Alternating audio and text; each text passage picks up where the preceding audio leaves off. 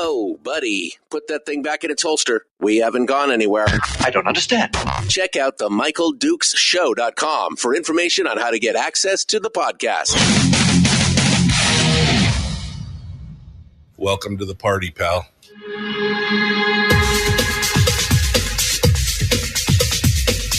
The Michael Dukes Show. The greed and the entitlement is astounding to me.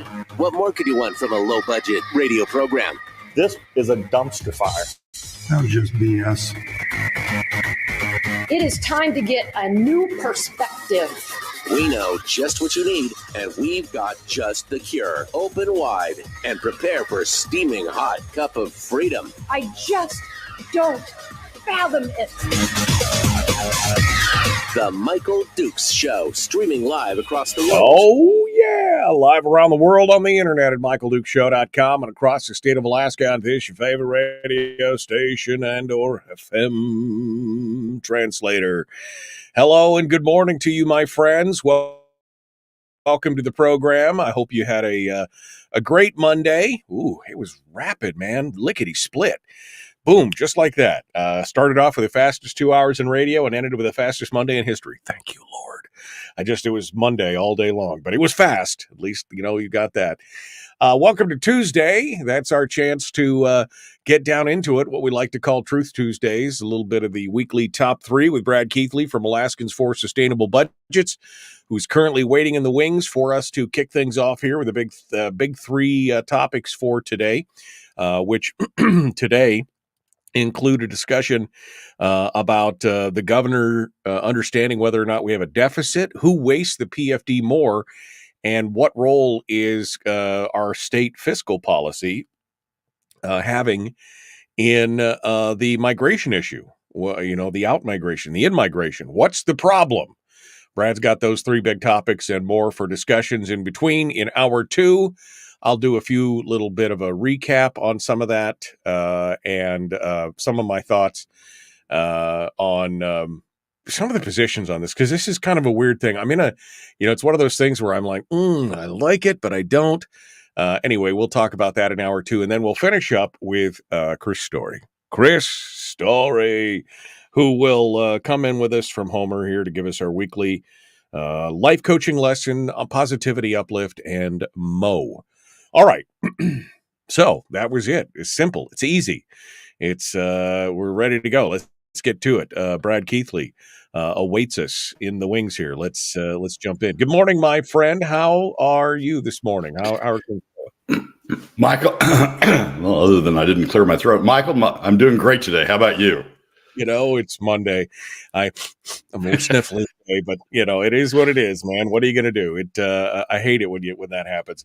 But let's get right to it, Brad, because we got a lot to cover this morning, and I want to talk about it. And your first topic for the weekly top three today is: does the governor understand that he's facing a $1.5 billion? We have gone to the governor's 10-year plan enough times and pointed it out to people that his plan is the one that's outlined the fact that we have billion-dollar deficits moving forward. So this seems like a weird question. Does he understand that we have a big deficit coming or not? What are you reaching at here?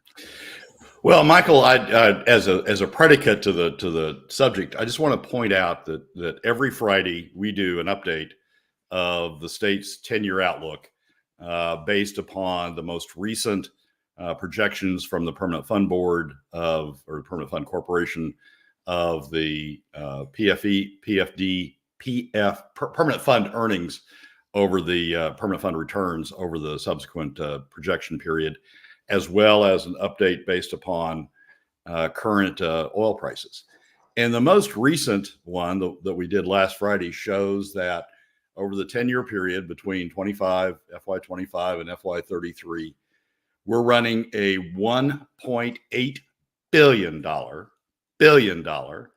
annual deficit, current law deficit, based on current law, based upon the current PFD statutes and other statutes, a $1.8 billion per year deficit. That on average over the period of time, that means that nearly 30% of the budget of spending is being deficit financed. Nearly 30% of spending is being deficit financed. That's worse than the federal government. The federal government is around 25%. Around 25% of federal spending is being deficit financed. In Alaska, around 30% of the budget is being deficit financed. And as a percent of Alaska adjusted gross income, we're running a deficit that's equal to about 5% of Alaska adjusted gross income. That's how much. That's a lot. We end up. And to clarify, when you say running a deficit, essentially what you're saying is if they use the current statute as written in law, this is how much would be upside down. But instead, they're taking that $1.8 billion from the PFD, from the people. And so we're spending the money, but we're just not following the law, and we're upside down. Right. And the 5% of adjusted gross income tells you that we're taking 5% out of what should be in the private sector. Adjusted gross income, 5% of the adjusted gross income that should be in the private sector, we're taking it out of the private sector and we're moving it over to the government sector to just to finance that deficit. It doesn't tell you how much of adjusted gross income federal or state spending is. It tells you just to cover the deficit in state spending, we're moving 5% out of the private sector over to the government sector. That's a huge amount. That's more than occurs at the federal level on average out of federal adjusted gross income that's being moved over to to finance the government deficit there. All right. So against that background, we have an action by the governor this past week that just floors me. It's similar to one that happened a couple of years ago that you and I discussed on a segment then. But I don't understand what he's doing. And this one, I think, is even worse. The governor vetoed what the headline says is a tax break, but actually was a tax that provided for collection of tax for renting vehicles through the Turo app. Right. You can rent vehicles through an app, private vehicles through an app online.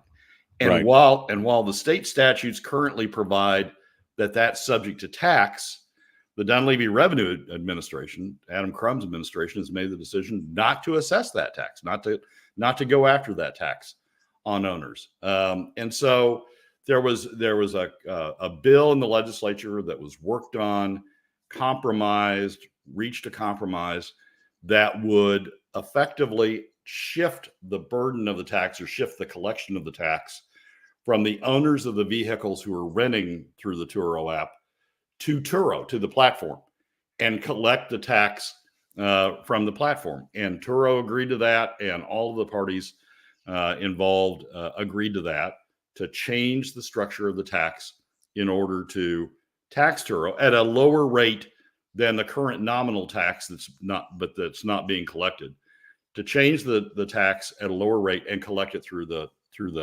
Turo, from the platform, as opposed to not collecting it from the owners as we're currently doing.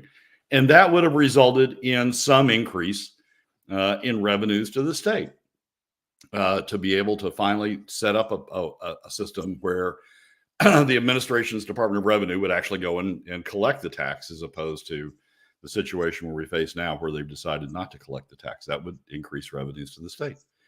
And the governor vetoed it. Now, keep in mind, this is not a new tax. This is simply, the tax exists. It exists at a higher rate than the legislation that was passed. It's not a new tax.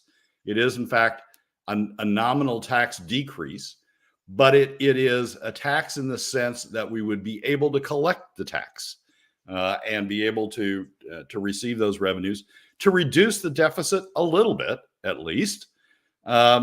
The governor vetoed it, and he said in a message accompanying the veto announcement, the governor said that unnecessary taxation of a new and growing industry is bad public policy. Accordingly, I have vetoed this bill. Unnecessary taxation? We have a $1.8 billion average debt over the deficit over the next 8 years. Unnecessary taxation? We're going to have taxation. We're going to close that deficit through taxation of middle and lower income Alaska families through PFD cuts. And now we have a way potentially of closing a little bit of that through enforcing a tax that's been on the books that hasn't been enforced, a way of capturing a little bit of that taxation through somebody else, and the governor calls it unnecessary taxation. It stuns me. Here's what I have to say to that. Turnabout's fair play. You're going to ignore the statute for the dividend and everything else? Okay. I mean, this is a tax, as you said, that was already on the books, but the Department of Revenue apparently has not been going after really anybody. They've occasionally tapped a bank account or something for something like that. This is a tax that's already in place, but they haven't shown an interest in really going after anybody on it. The car rental companies are the ones that are really up in arms about it. So on the one hand, taxation is theft, and I'm like, okay, that's kind of cool. But I see your point. Don't get me wrong, but I also feel like there's a little bit of turnabout's fair play. You're going to ignore the statute on the dividend and not pay that? Okay, well, we'll just ignore this tax statute. And since the governor said he doesn't have an interest in pursuing it against the individuals who own the cars, then okay. I mean, I definitely see your point, but at the same time, I'm like, okay, you're not going to follow the law. We won't follow the law.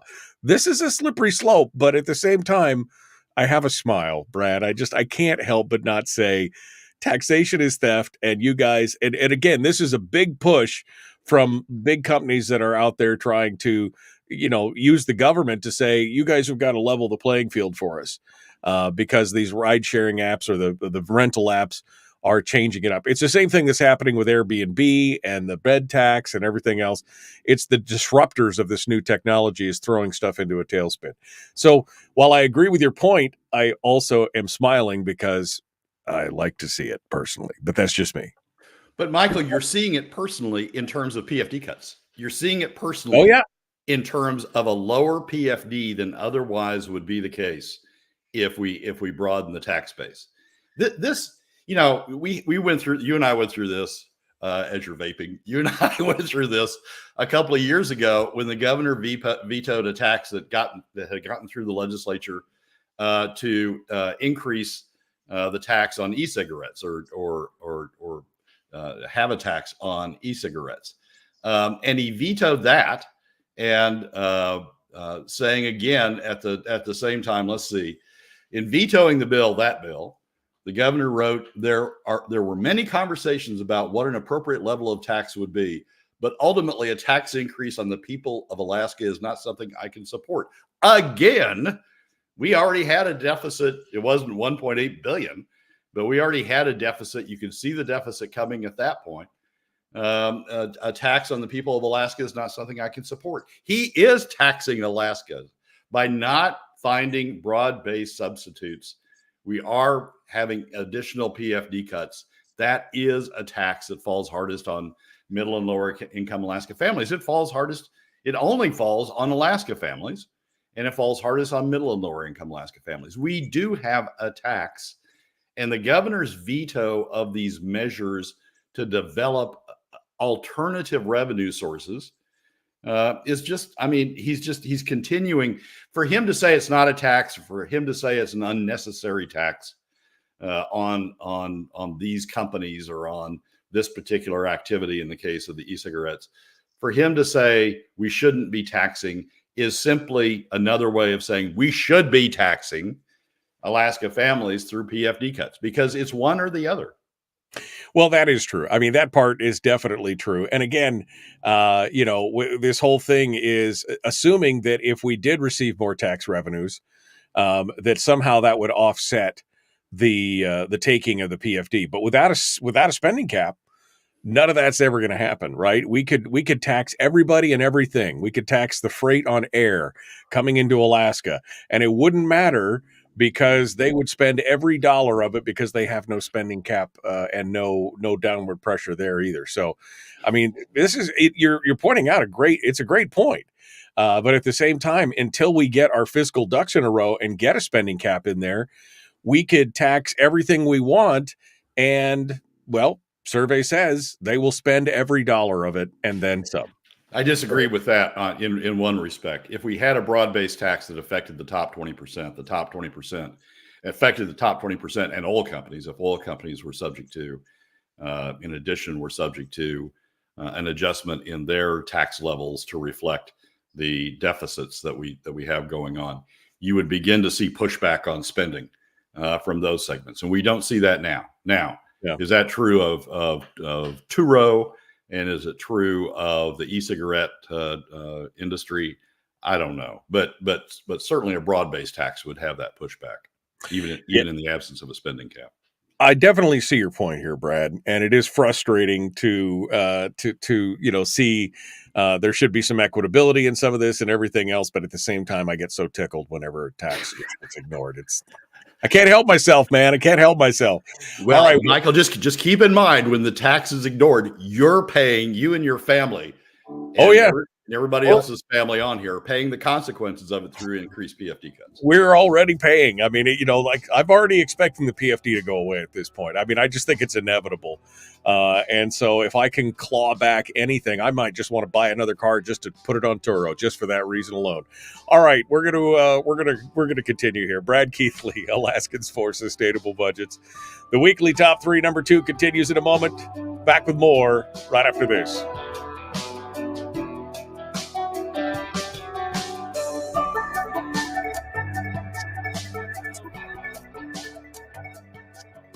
If you missed the show, you can listen to it on your time with Dukes on Demand. Oh, and it's free. Like America used to be. Streaming live every weekday morning on Facebook Live and MichaelDukesShow.com. All right, Brad Keithley, Alaskans for Sustainable Budgets.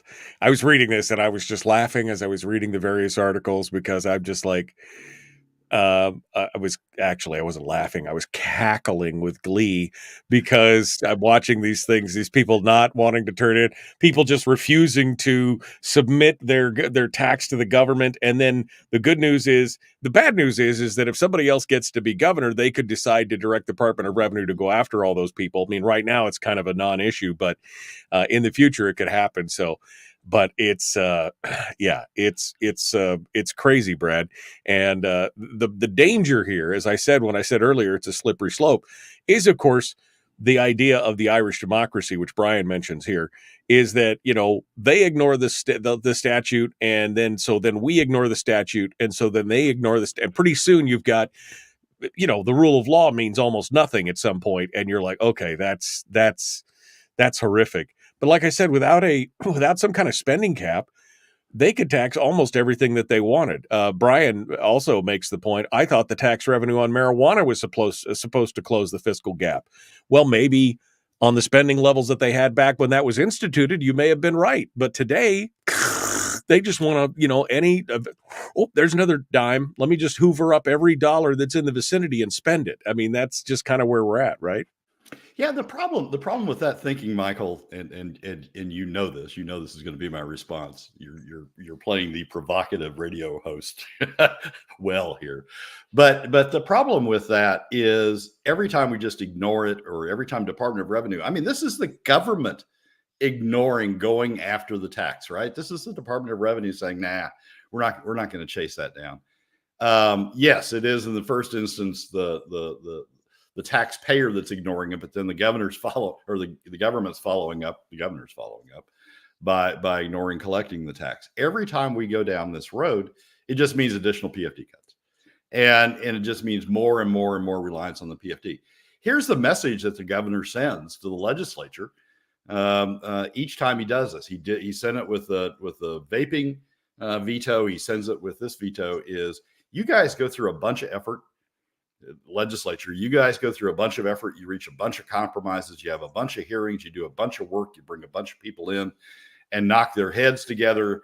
You fight through opposition, you get people to agree to things they don't otherwise agree to, you get Turo to agree to do something that it otherwise doesn't want to. You go through all that effort, and guess what? It was all for nothing, because I'm going to veto any tax you pass. I'm going to veto it at the end. mean, to some degree, this is part of Dunleavy's federal campaign, right? It's part of his campaign to be part of the Trump administration. It's part of his campaign. Right. If he doesn't succeed in that, it's part of his campaign to be a congressperson or a senator at some point, to run for federal office at some point, because he wants to be known as the no tax governor. It's really not that different from the old Vic Coring position before Vic was, became involved in VICO and all that stuff. Went to the house of many doors. Yes. Vic was known as no taxes. He wouldn't vote for a tax no matter what. Wouldn't vote for increased all taxes, wouldn't vote for any sort of tax, notwithstanding the fact the legislature kept spending. Vic wouldn't vote for any sort of tax. It was just no tax. And this governor is essentially adopting that playbook, which would be fine if we weren't running $1.8 billion deficits, if we weren't running deficits that are 5% of Alaska adjusted gross income. Deficits, not total spending, deficits that are 5% of Alaska adjusted gross income. It'd be fine if we weren't running those for the governor to be a no tax governor. But that's not what's happening. Rick says Alaska has one huge problem. It's called government. And I would not disagree at this point. Donna also makes the point that I was trying to make earlier.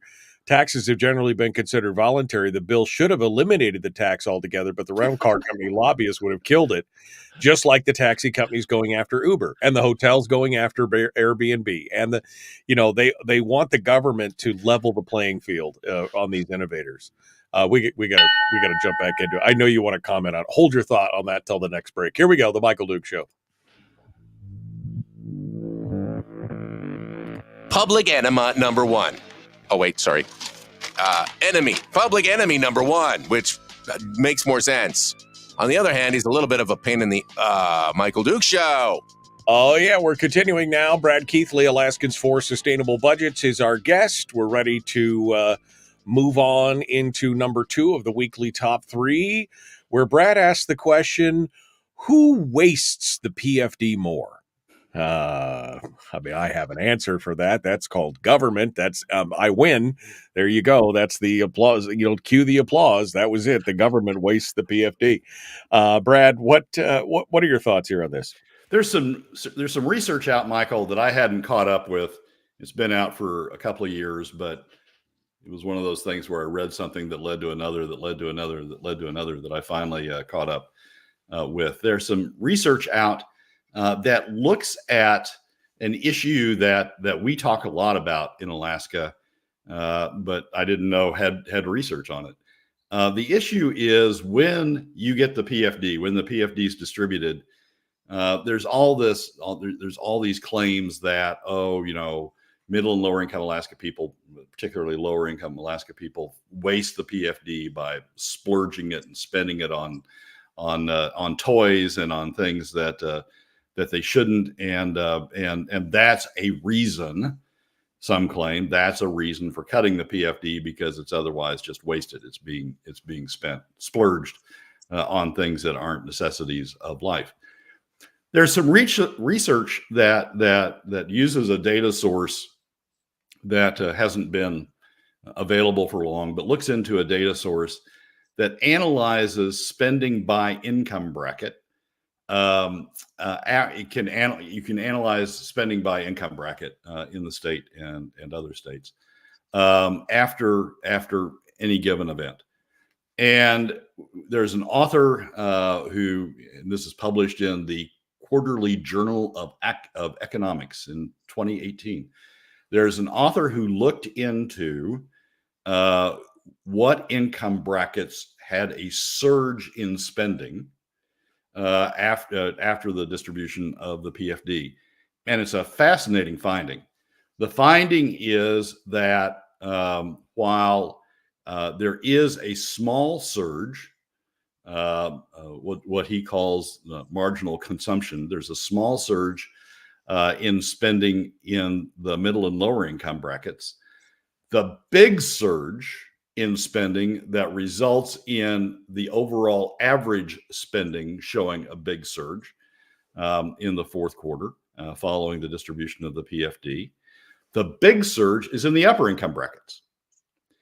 And when you compare the two, while there is a small surge in the middle and lower income brackets, what really happens is that bump in income is smoothed out over time. There's a small surge in the fourth quarter, and then it sort of smooths out and stays fairly constant until the next PFD shows up.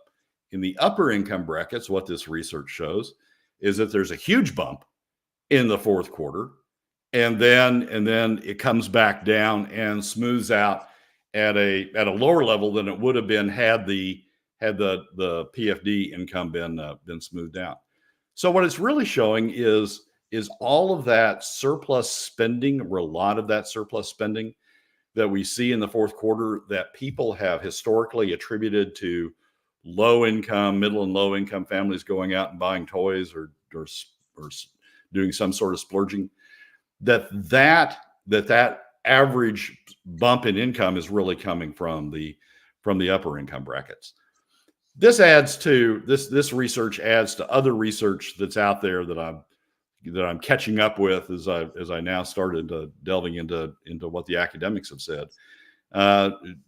Catches up with some other research that shows that there is additional that as a result of the PFD or distribution of money through the PFD, there's an increase in health spending in among middle and lower income brackets, and there's an increase in health outcomes as a result of increased spending in the middle and lower income brackets. So basically, what we're beginning to see is research that shows that some of these preconceptions that we've built around the PFD over time, based upon these occasional stories of, somebody walked into the marijuana shop or somebody walked in and bought a snow machine as a result of having the PFD, that those stories are misleading in the sense that they're leaving the impression that it's middle and lower income Alaska families that are splurging with this money.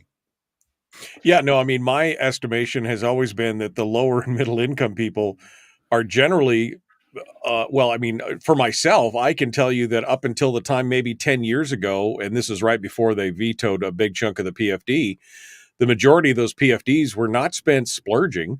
I was putting tires on the car. I was putting fuel in the heating oil tank. I was buying clothes for the kids. I was using it for some of those last minute towards winter, or some of the big items that I'd been putting off up until that point. And it was only after I moved down here, within a year or two, I was able to actually put some of that in savings and bank some of it.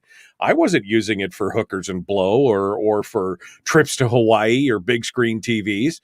But that seems to be the disdain that a lot of folks in the legislature seem to think that, we get the money. Those of us who are in the middle, lower income brackets, they get the money and they just go, and they go out and they go crazy with it, not realizing that it's a pivotal cornerstone for the economy.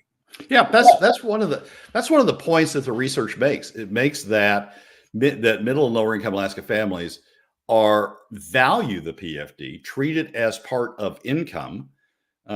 There's some evidence that there's increased savings going on in that category when the PFD comes in. I mean, that's part of the explanation for why you don't have the same spike peak in spending you have in the upper income brackets. That they value the PFD, they use it to meet expenses. Some evidence that that the kids' portion is going into savings accounts. For the kids, that's part of the reason, again, you don't have the spike. Even if the parents are spending it, the kids' portion is going into the savings accounts for the kids. And so there's evidence that it's being that the PFD is being put to good use as income by those income brackets, where you have the issue, if there is an issue, where you have the issue with the spike spending in the PFD is in the upper income brackets. And the evidence is that that it's not a very significant portion of their income in the upper income brackets, treated more as discretionary income. And so some of this, I mean, I'm beginning to see some of these stories that we've heard over time about, the lower income brackets waste it, they spend it on toys, or they spend it on things that aren't really, important necessities of life. They blow it somehow. Some of this is projection by those in the upper income brackets who are doing exactly that with the income. And they're saying, well, if we're doing it that way, if we're treating it that way, if we're treating it as discretionary joy income, then everybody else must be, and those in the middle and lower income brackets certainly must be. But that's not what the research is showing. Right. So I'm sorry, go ahead and finish. No, it's just showing that the middle and lower income brackets are in fact more responsible with the money than those in the upper. Some of the most ridiculous comments we've seen have come out of the legislature over the last 20 years regarding people who are in the middle to lower income bracket. They're drinking it all up. They're spending it on trips to Hawaii. They're buying big screen TVs. They're doing whatever. But again, I agree with you. I think it's more projection, because I never met anybody who was, making $50,000 a year with a family who was like, oh, let's go to Hawaii on these dividends, right? They were always like, let's put new tires on the car.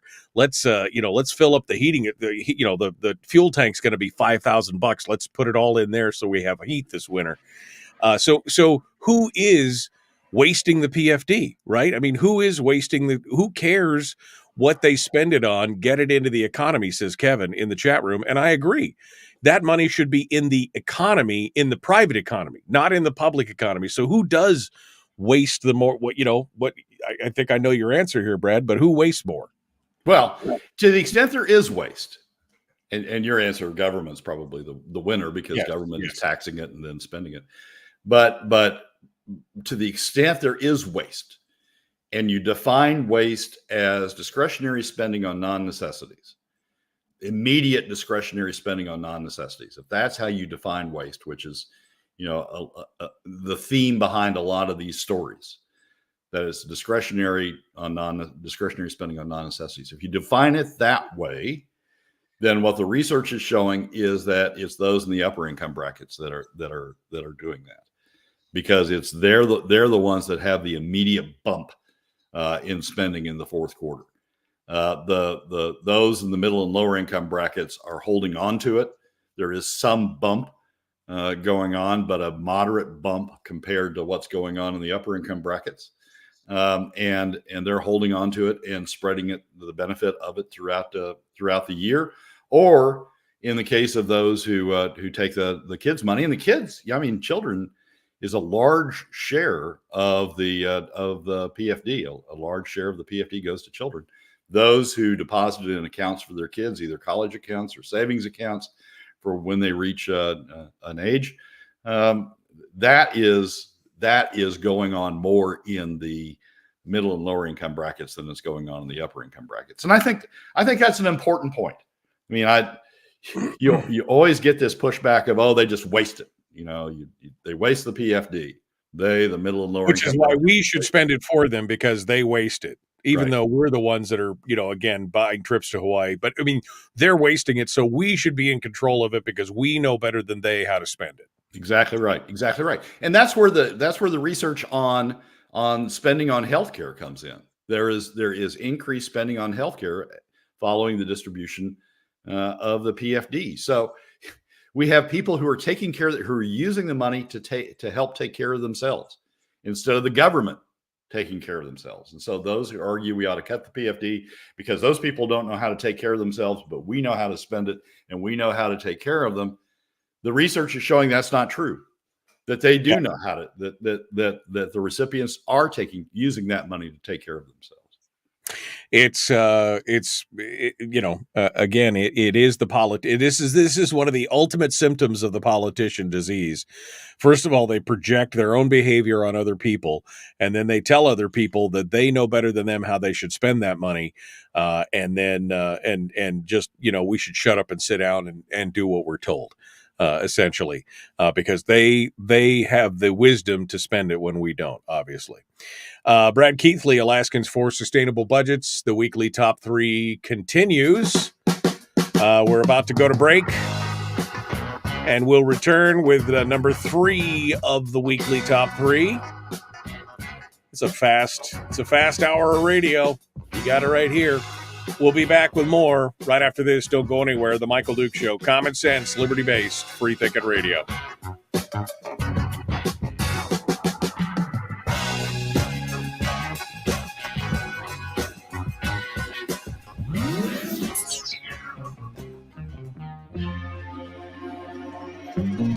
Listened to by more staffers in Juneau than any other show, because their bosses told them to.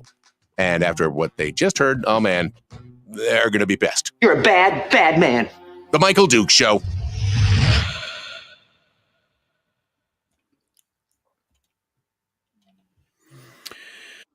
Okay, we're in the break right now. Brad Keithley, Alaskans for Sustainable Budgets.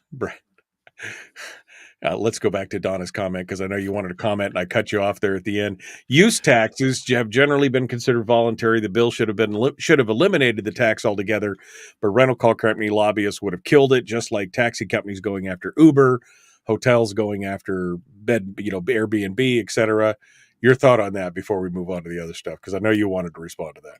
$1.8 billion in deficit. $1.8 billion in deficit. Yeah. 5% of adjusted gross income. The deficit's roughly 30% of spending. I mean, okay, great. Yeah. Let's eliminate all taxes. Let's eliminate PFD cuts, and then we would eliminate all taxes. But that's not the state we live in.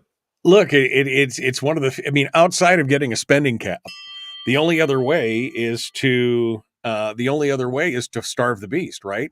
You either have to starve it of revenues, or you have to give it a spending cap. We're not starving it of revenues, Michael. They'll just keep going with deeper and deeper and deeper PFD cuts. Yeah, maybe one day we run out of the PFD, and then we can starve the beast. Well, that's great. What have we done then? I mean, we've just. I agree. I mean, that would be. I mean, at this point, Brad, like I said, I've kind of just thrown my hands up in the air and thinking the PFD's gone, right? I mean, it's going to limp along for however long it's going to be, but these people have no fiscal control. They have they just have no urge to even slow down.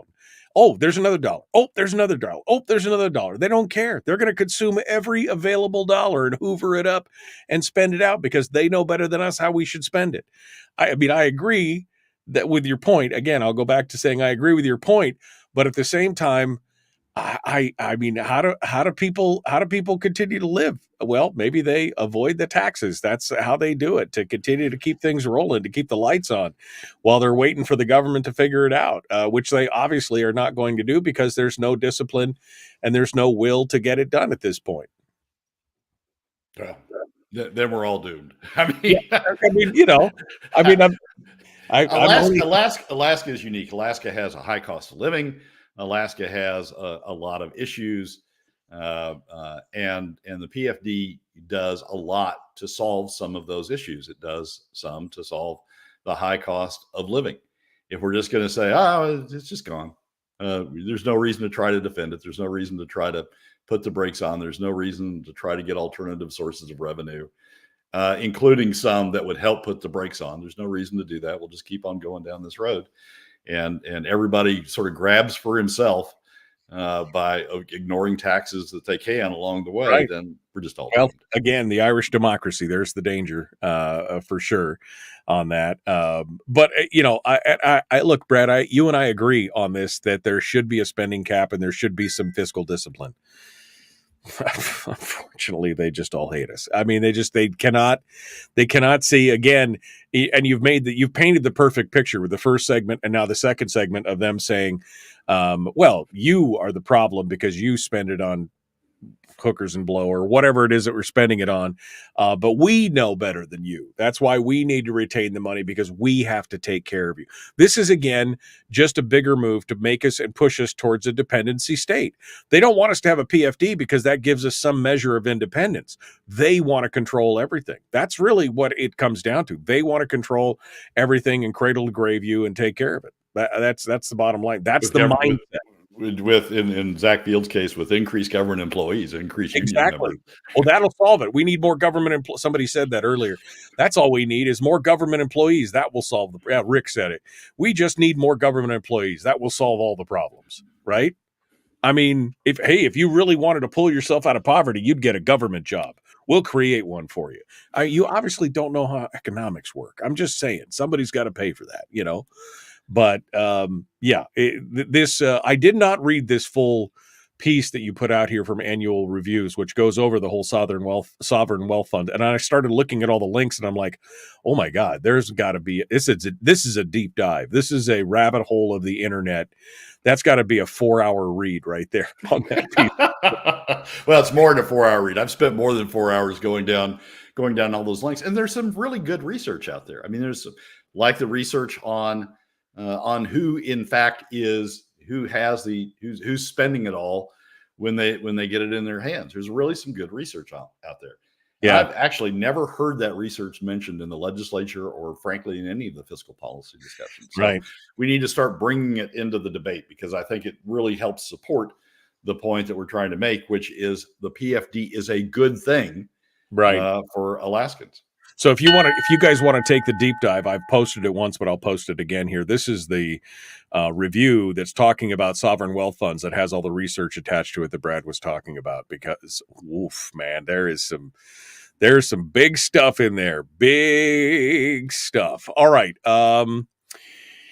We're 10 seconds out. We're going to rejoin and kick things off with number 3 of the weekly top 3, Brad Keithley, Alaskans for Sustainable Budgets. Let's get to it. Here we go.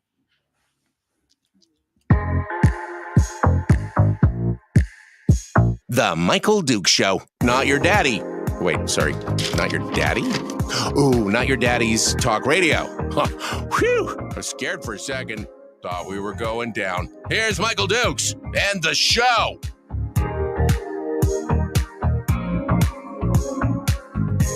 All right, welcome back to the program. Brad Keithley, Alaskans for Sustainable Budgets, is our guest. The weekly top 3 continues. We're down to number 3. And here we're talking about migration, in and out migration. What is the role that Alaska's fiscal policy plays in the, in and out flow? We always hear that, right? Alaska has one of the highest, what they call rotation rates in the country, meaning number of people move in versus number of people move out. It's upwards of 10% in the state of Alaska every year. 10% of the people move out, 10% new people move in, but we've been on a decline for the longest period in Alaska history. And what role does the fiscal policy play in that? Brad, your thoughts? We've been on a decline of people moving into the state. We've been on a decline in immigration for the longest period in Alaska history. There's really 2 things in migration. One is out-migration, people leaving the state, and the second is immigration, people coming into the state. Out-migration, according to some research, according to the research presented at a conference last week, out-migration is running below average. That is, less people are leaving the state currently than have over at least the recent past. In-migration is the one that is running below the historical standard. Has in fact decreased over the last every year over the last decade, and is now at a low, historically low level. And so there was a conference, and the issue was, how do we deal with this? What is the problem? How do we deal with it? And there was a lot of discussion around it. One of the things that I find interesting is there wasn't a lot of discussion about the role that fiscal policy plays in this. There's a lot of people when they talk about this issue. There's a lot of people who talk about additional ways we ought to be spending money to solve the problem. We ought to be making K through 12 better. We ought to be making the universities better. We ought to be creating more jobs. We ought to be doing this. We ought to be doing that, and creating incentives and doing additional spending on childcare, and making the quality of life in Alaska better. There was very little discussion, and I frankly couldn't find any, but I assume there was some, of putting more money in people's pockets, which is what the PFD does, and reducing government spending would do, putting more money in people's pockets. Alaska has a reputation in the lower 48 of being a high-cost state, having a high cost of living. And so when people look at opportunities in Alaska, looking at moving to Alaska, they look at a situation where they believe there's a high cost of living. Question is, can we, and so a lot of money, so their perspective is a lot of money is going to come out of their pocket dealing with the high cost of living, higher than wherever they are at that point in time. Question is whether there are things we can do to offset that image and offset that effect. And we've talked about on the show in a recent segment that PFDs have the effect of reducing the high cost of living in Alaska, not all the way down to the average, but significantly.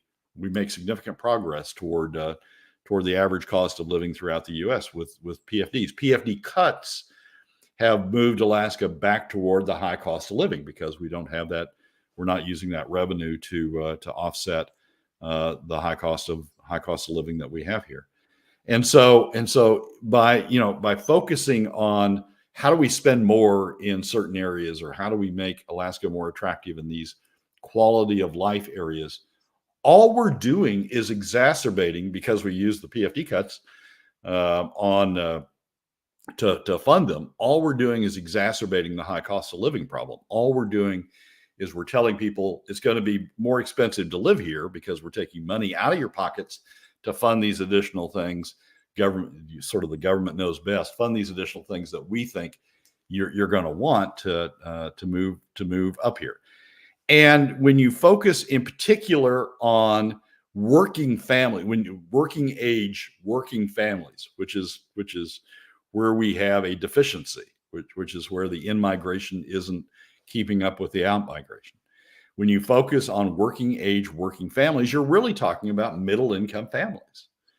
And that's and the fiscal policy that we have right now to have high government spend and fund it by taking money out of the pockets, taking more money out of the pockets of middle-income families than we would under other alternatives. That's really pushing people away, because we're telling them that we're not going to offset the high cost of living, that the living cost, the money out of your pocket is going to be high, and we're going to continue funneling into things that you may or may not value. So we need to include a discussion about fiscal policy. What fiscal policy will help attract additional people to come up from the lower 48? Jobs, certainly, high-paying jobs will increase it. But we need to do what the government can do is help reduce the cost of living by allowing them to keep more money. Middle-income families, allow them to keep more money in their pockets. That hasn't been part of the discussion. It needs to be part of the discussion.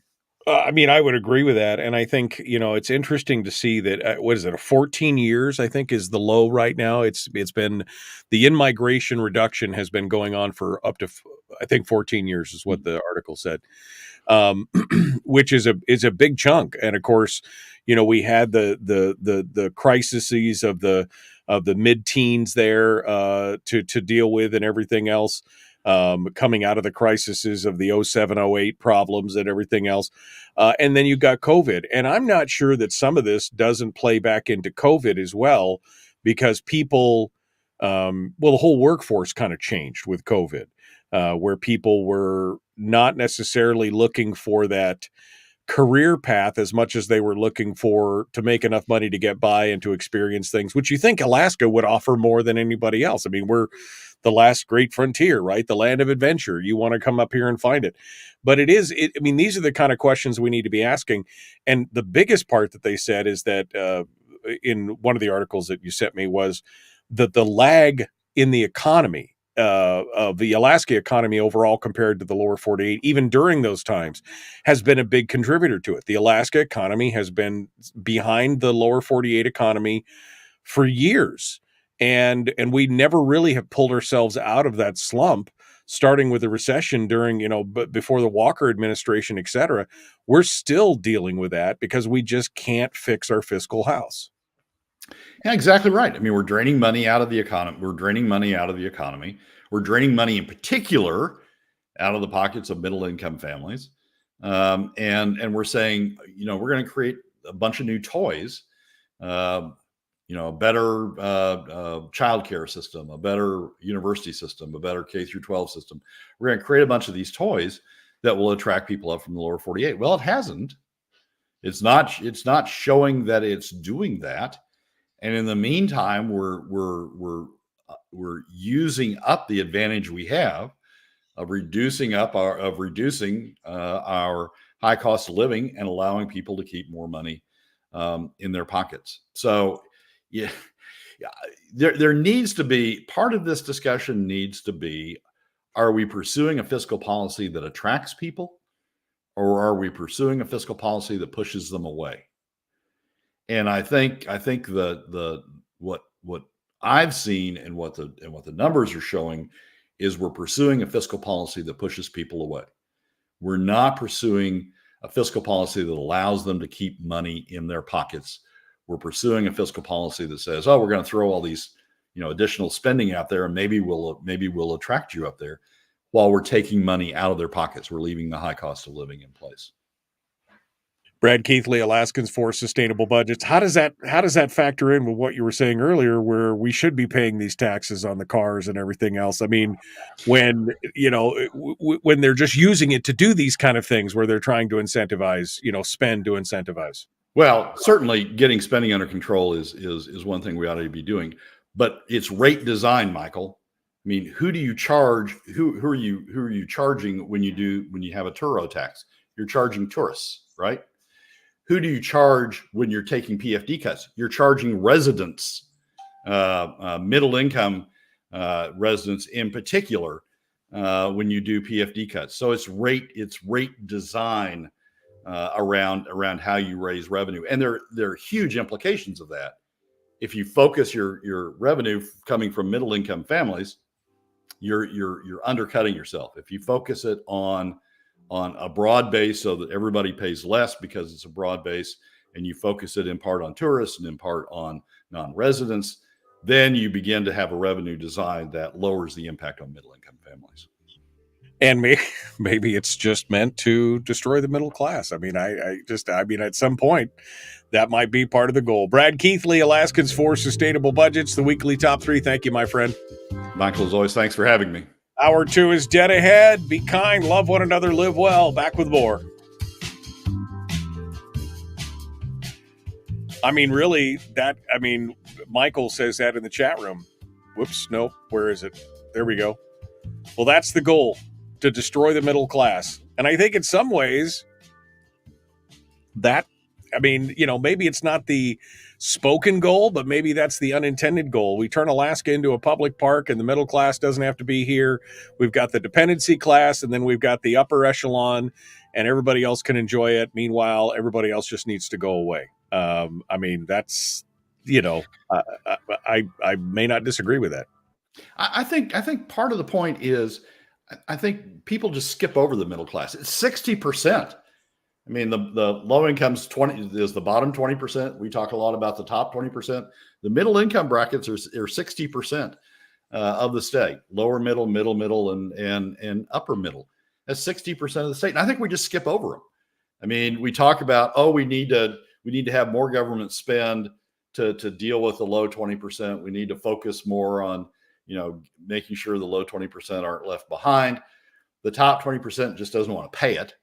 And so they focus on finding revenue measures that don't impact them. And the PFD cuts is a perfect one. Oil doesn't want to pay it. The top 20% doesn't want to pay it. And so what happens is it gets dumped onto the middle income brackets. And people just don't talk about that. I mean, it's one of the problems I have with Andrew Gray, who talks a lot about maintaining the PFD, and I appreciate him for that. But one of the problems I have is he talks about maintaining the PFD for the benefit of low-income families. Well, that's true. It's important for low-income families, but it's also important for the middle 60%. And so when we focus on the low 20%, what happens is people go, yeah.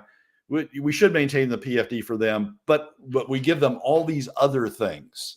Right. Well, there's a difference. There's a difference in definition. When he talks about protecting the PFD for the lower income families, he doesn't mean actually giving them the PFD. He means taking that PFD internally into the state and dispersing it and utilizing it to take care of them, I think is the intent there. Now, that's more Andy Josephson. Gray is more proactive in defending the PFD itself. Andy Josephson, that's exactly what you just described, what you described there. But Gray, I give Gray credit because he does talk about maintaining the PFD, maintaining that in the pockets of low income families. But then you have the counter of, but we take care of them other ways. The people who get ignored in all this, and the impact that gets ignored is the impact on middle income families. And they're the ones that are leaving are leaving the state, and they're the ones that are not coming into the state. But they're also the ones that are being harmed by the fiscal policy we have that takes more from them than we would take from them through alternative revenue measures. So I think we're just missing it. I mean, I think we're missing the impact on middle income families. We either run to, oh no, we can't tax oil companies. We take the Joe Shearhorn or the Jim Jansen, Joe Shearhorn tactic of it. Oh no, we can't tax the oil companies. And the Natasha von Imhoff tactic of, oh no, we can't tax the top 20%.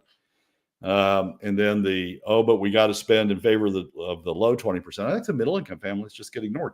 And it's not so much do them in. It's just the harm that's being done by not appreciating the impact that's being done to them by these various programs. This is, again, frustrating to watch because none of this is going to be solved until we have some kind of governor on the spending, until we have some kind of ratchet where we can pull that down and hold it back. Because Donna said something earlier that we really didn't get to when we were talking about the PFD, and she's responding to Kevin McCabe saying, Kevin, we tried that in 2019, having the vote on the PFD, separate legislation for the PFD outside of the budget instead of hiding it in the budget and making it a single vote. She said Stedman and company were more angry about that than the budget cuts, because they didn't want to have to account for that separately. They didn't want to have to show where they stood on that. It's easier to hide it in the crowd, so to speak. And that's part of the whole problem here, is that there is no governor or ratchet down on the spending of the government. It's whatever they want to spend. That's part of the problem. But keep in mind that a spending cap alone doesn't solve the PFD. In fact, it probably makes the PFD issue worse, because we have a spending cap would still allow for some increase. I mean, James Kaufman's, for example, is based on inflation, that you still have some increase in the spending cap over time. But we're seeing, as we talked about on last week's show, we're seeing a leveling, if not a decline, in oil revenues over time. So what's the grease that makes up the middle between those two? It's PFD cuts. So if you put a spending cap on alone and say that solves the problem, we don't have to worry about it anymore, and you've got a declining oil revenue base, you've just increased the pressure on PFD cuts. I mean, right. The fiscal policy working group had it right. It has to be everything at once. You can't do one thing and say, oh, we've solved the problem now, we don't have to worry about it anymore. I agree with that. I agree that it can't be, but wouldn't you agree that the spending cap is the cornerstone of any foundation for things that need to be built on this? I mean, no, I think they're all the cornerstone. I mean, if you say the spending cap is the cornerstone, then people fixate on that, pass that, and say they've done the job. I think it's all the cornerstone, all the pieces that the fiscal policy working group outlined. I agree. It's got to be holistic for sure. All right, Brad. Well, that's it for today. I'm done beating on you. So it's all good. Thanks for coming in this morning. I appreciate it. Michael, as always, thanks for having me. It's good. I wasn't just playing devil's advocate. I truly believe what I was saying earlier. I just let you know that. Brad Keithley. Thank you, my friend. I appreciate it. All right, folks, we're out of time. Hour 2 is dead ahead. The Michael Duke Show. Common sense, liberty-based, free-thinking radio.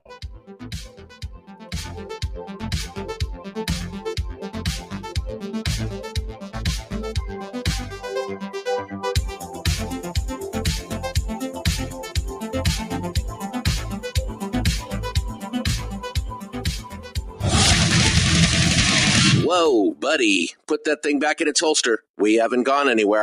I don't understand. Check out the MichaelDukesShow.com for information on how to get access to the podcast. Welcome to the party, pal.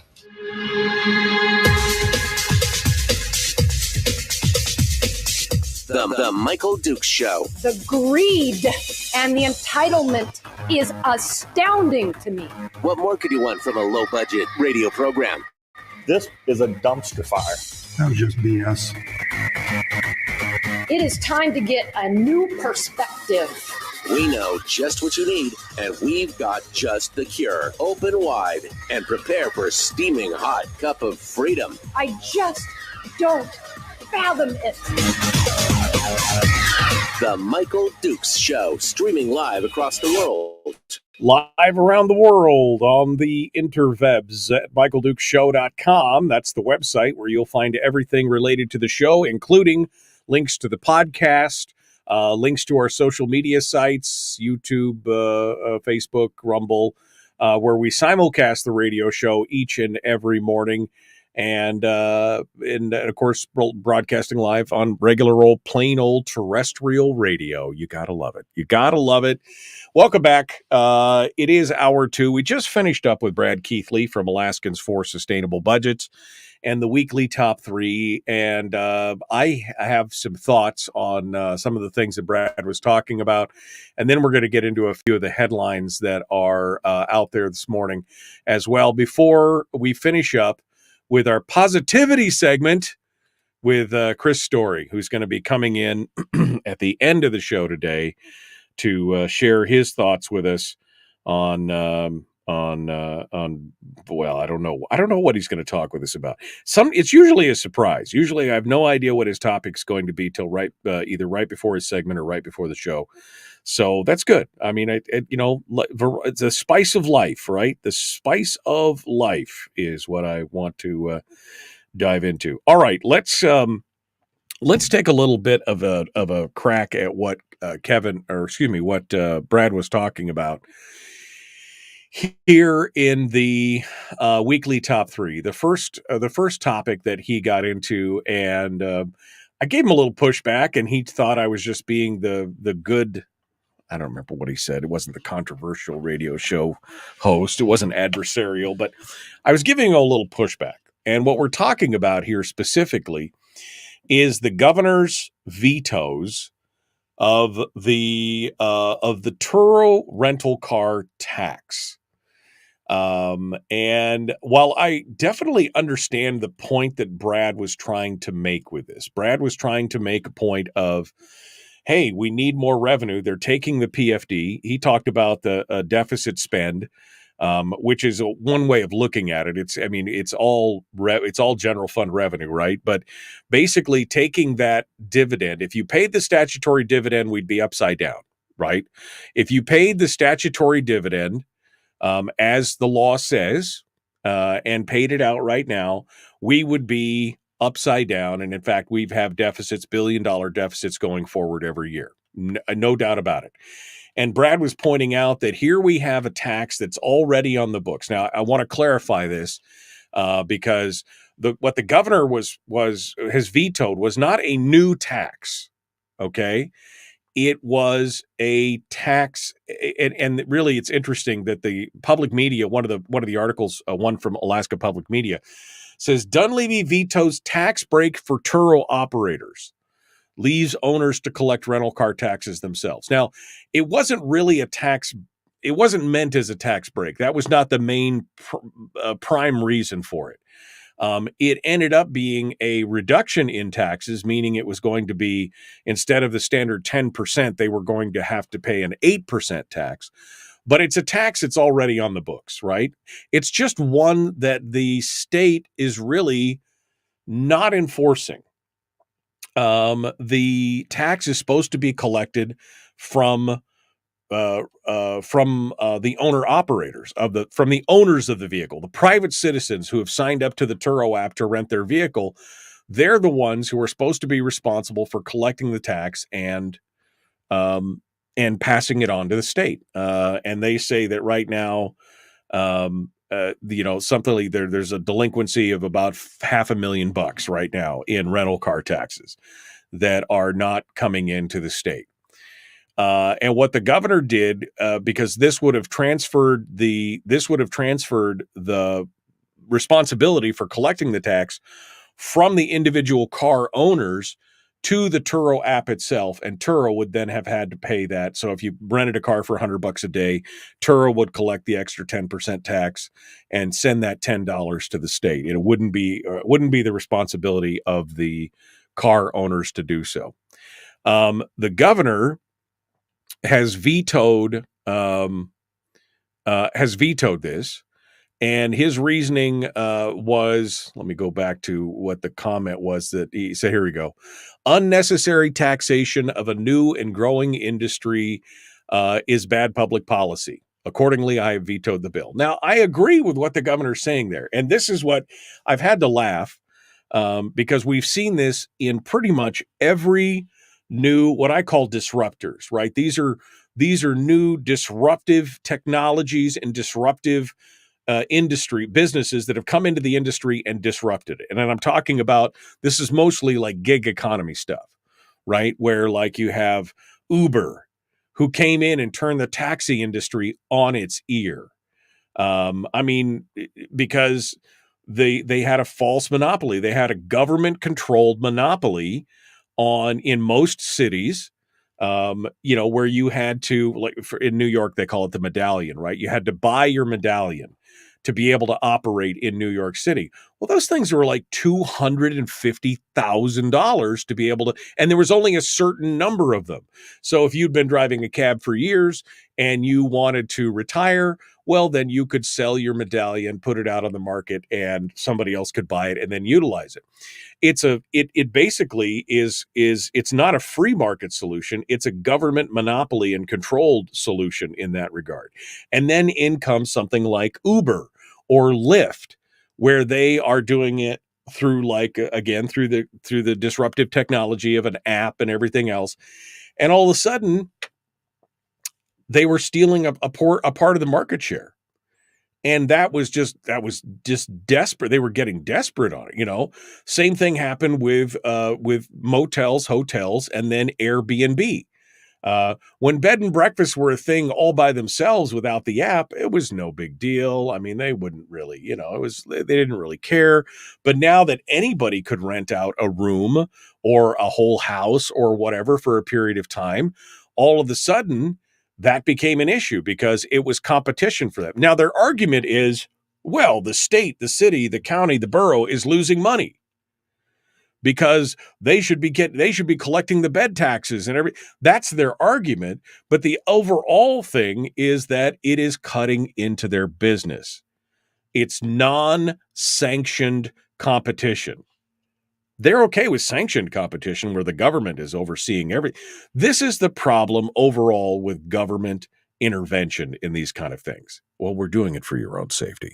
I think I can decide whether or not I mean, if the fender is falling off the car and it smells like a wet dog and stale cigarettes in the back of the car, I probably am not going to climb into that car and take a ride with them, right? I'm not going to rent a car if that's what it looks. I mean, I can decide for myself what's safe and everything else. The government does not have to swaddle me to protect myself. And of course, in protecting me, they've also caused the cost of everything that I want to do to go up. Anyway, so when I see what's going on with this, I agree with the governor's veto.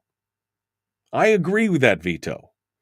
And I know it was bipartisan legislation, and I know that there were people, some people voted for it. Some in the House only. Who was it? In the House, I think it was only David Eastman and Ben Carpenter who voted against it. Everybody else was for it. In the Senate, I think it was the three amigos plus I think David Wilson didn't vote for it or something. I mean, but again, I know it's bipartisan. I know it has support. That doesn't necessarily make it good. And as far as Brad's argument of saying, well, if we tax it, then at least it'll take some pressure off the PFD. I mean, I'm dubious about that simply because, again, these people have never seen a dime that they didn't want to hoover up and spend on something else. Right? I mean, they've never this is what they want that. Oh man, it's another $1 for us. We could spend it. I'm all for it. Oh, it wasn't Wilson. It was Scott Kawasaki that voted against it. So it was Showers, Hughes, and Hughes and Stedman and Scott Kawasaki. They voted against it. So, I mean, I guess kudos to the Walrus for actually voting on something. But again, the problem here is that I am not. I am happy to see any tax get pushed to the wayside. I really am. And maybe that's just me being ornery. Maybe that's just me being like, taxation is theft. You bastards. I'll do what I mean, maybe that's what it is. And it doesn't help us in the long term. But again, until we see people down in Juneau who have the mindset of, smaller, more reasonable government, where they just haven't wanted to spend every possible dollar that they can get their hands on some other program to take care of us, quote unquote, that is part of the issue. Right? I mean, that is going to be the biggest problem that we have. So while I see the point that Brad was making, and I agree with the point in part, I'm also not sad to see the governor veto yet another because as Brad said, they were not enforcing this. They were not going after this. And of course, the danger in that is that people could get used to that and everything else. And then a new governor comes in and decides to take a hard line and start going after people and garnishing their bank accounts and everything else and all this other kind of stuff. I understand there was a lot of work that went into this. Maybe there's a little bit of, because the bill was carried by Matt Clayman and Andy Josephson. They were the two that put it forward. Maybe there's a little bit of turnabout's fair play because they don't want the governor to have a win. Maybe this is a way for him to say, you don't get a win, even on a bipartisan piece of legislation. But even if that was the case, I can't say that I'm disappointed. I can't say that I'm not, that I don't smile, cackle gleefully, I guess, in the background. Because again, at some point, we've got to stop giving all the money to the entity that's trying to cradle to grave us and trying to, tell us over and over and over again that they know better than us how we should spend our money and how we should live our lives. It's there's just no two ways about it. And again, I think it's interesting to see how this plays into things like the out-migration and everything else. The bottom line is that the more the state spends, the less attractive it's going to be in the long run for people to want to move here. We have to put more money into the private economy. We have to allow that money to roll in the private economy rather than giving it all to government and them telling us, oh, we know better than you, with the PFDs. You guys will just waste your PFDs, so let us take care of it. We'll take care of it for you. That's essentially what all these people have been saying, Revac and was it Jennifer Johnston? And I mean, that's just the most recent. There's been comments for years out of the legislature poo-pooing how people spent their PFD. It's none of your damn business how we spend our PFD. first of all. But I would argue that the vast majority of people are not blowing the PFD on some frivolous expense. As I said, every since I was married, I've been married 34 years now, 34 years.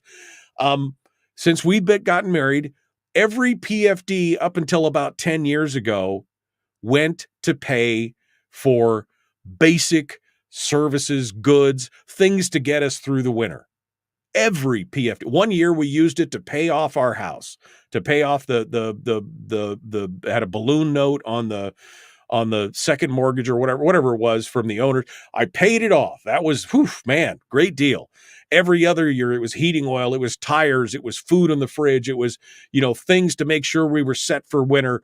It was not spent on big screen TVs and trips to Hawaii or whatever else, that booze or, all the other things that all these legislators have said as they look down their nose at us with such disdain that we just can't figure out how to spend our own money. They need to be in control of it because they know better than us. That just makes me angry. Holy cow.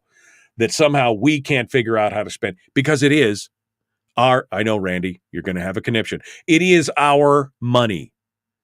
The PFD is our portion of the proceeds of the sale of our resource, period. It is our money. And I know they keep taking it and they keep taking it and they keep appropriating it, but it is our money and we know better than them how it should be spent.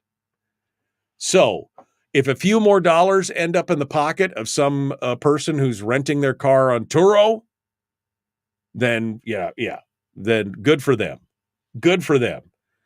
And good for the governor for not, for vetoing this bill. That's fine. So there you go. All right. The Michael Duke Show. Common sense, liberty-based, free-thinking radio. We got more coming up, including some headlines. We'll be back with more in just a moment.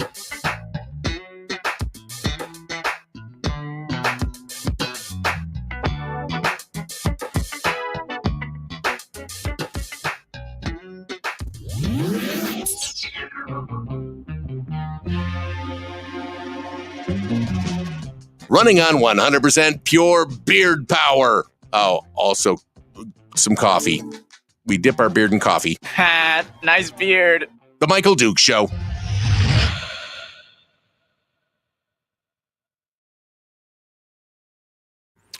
Okay, we're in the break right now.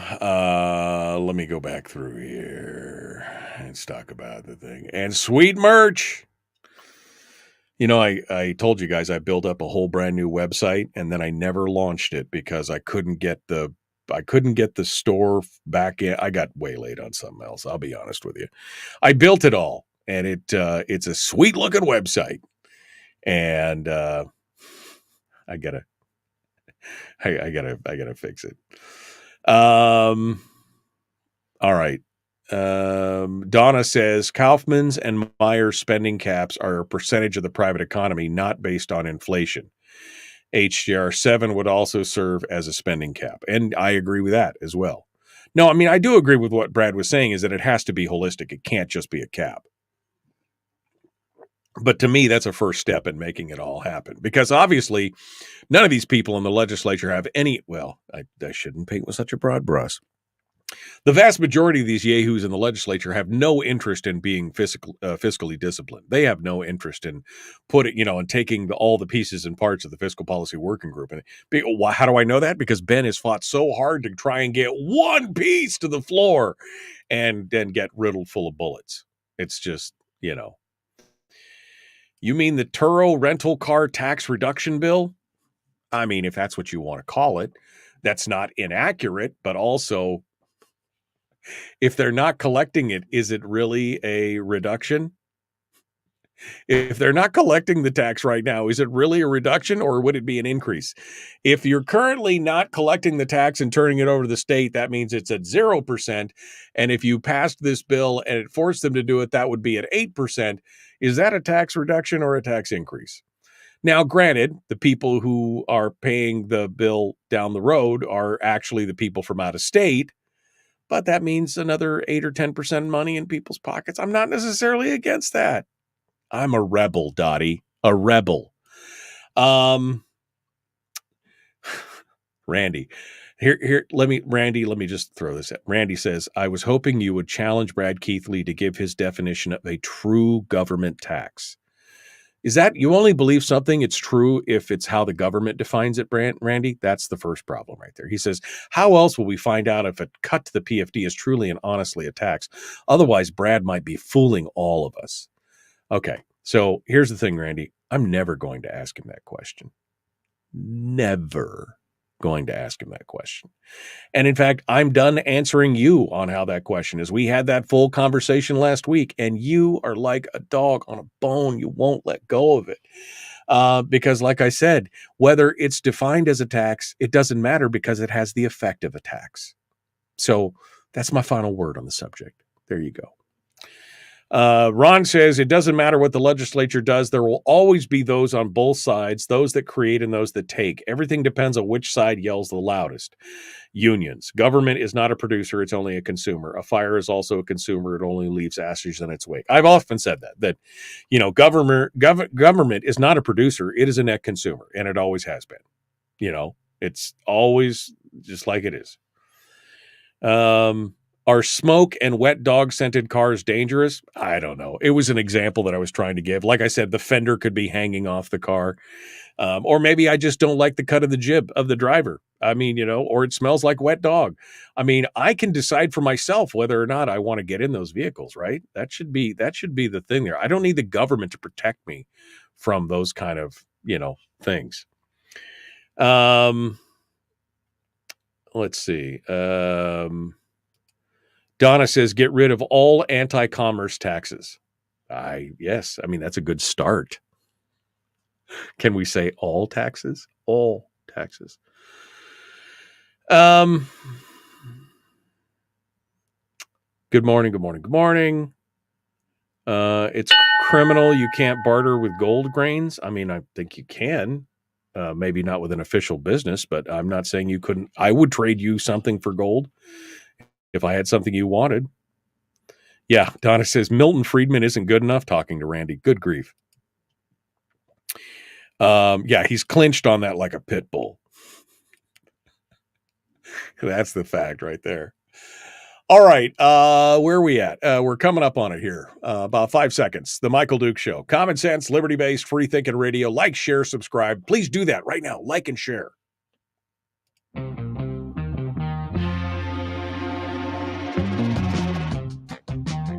The Michael Duke Show. Seriously humorous with a pinch of intellect. Sorry. That is humorous. Here's Michael Dukes.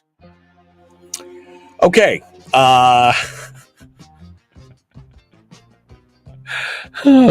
man. So much going on here in the chat room. Let me hit you with a few headlines for things that are going on around the state.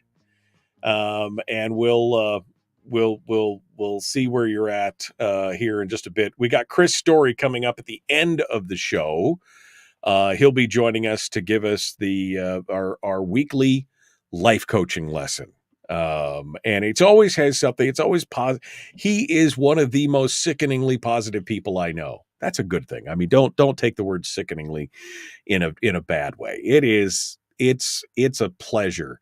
And it so threw me off last week when I had Chris on because he had something else going on right at the top of the hour. And so he asked if he could come on a little earlier.